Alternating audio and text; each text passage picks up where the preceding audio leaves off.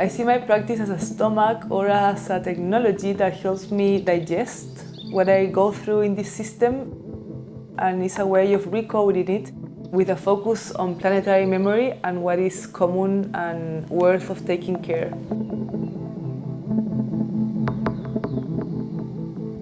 My name is Patricia Domínguez. I'm a Chilean artist. I'm also an educator and an activist.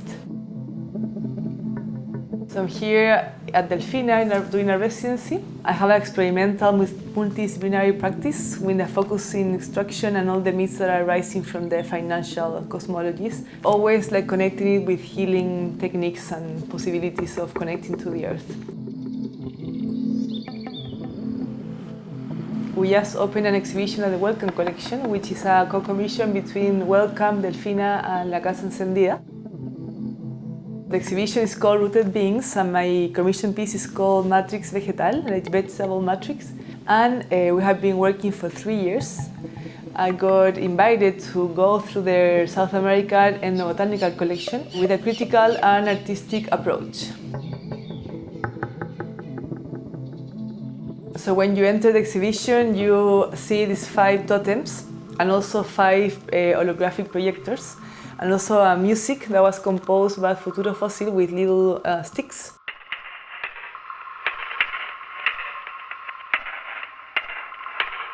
The sculpture has like plant morphology but also human morphology, and they also host the material. They are like shrines because I really wanted to honor these archive plants and herbariums and images.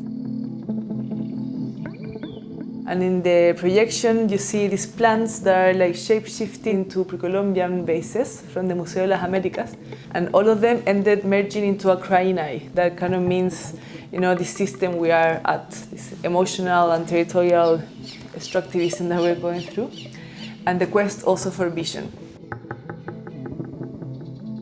What if we really think of ourselves permeated, you know, to everything that is alive, as an ally, as a teacher, and not as a resort to extract. In one totem, which is about cinchona, we have a lot of material from the Kew Gardens, and we are honoring some seeds that were collected by a healer called Manuel Mamani, a Bolivian healer. He knew which trees from cinchona were the ones that had the most quinine.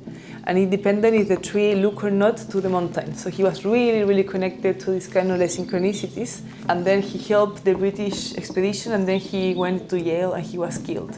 So, you know, like we really wanted to honor the story because we were showing the seeds that Manuel collected. And then I make a watercolor also as his hand and the cinchona tree and the mountains, just to think about these other ways of knowing that are like other science in a way, and how perception and all that is as important as scientific knowledge, or even maybe more important.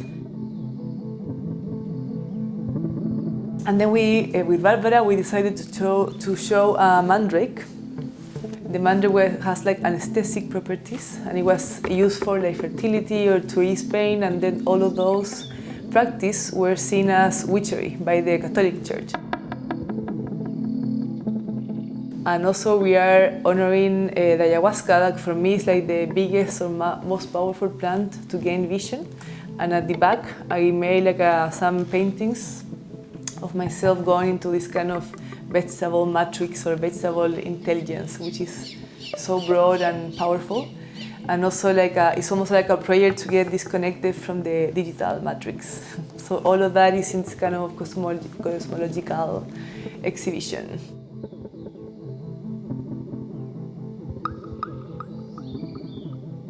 In my stay at Delfina has been like about installing the work and, you know, going through all the details, and also participating in the Pali program that we put together in relationship to the exhibition.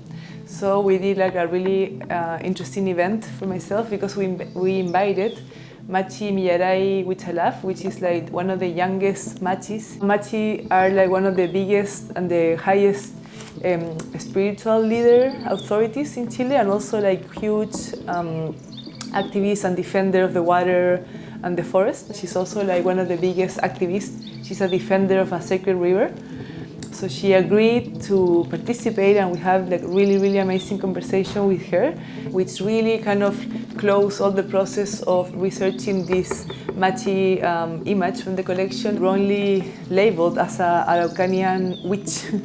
So we have been going through a process of like renaming and recontextualizing the image, bringing it to the present.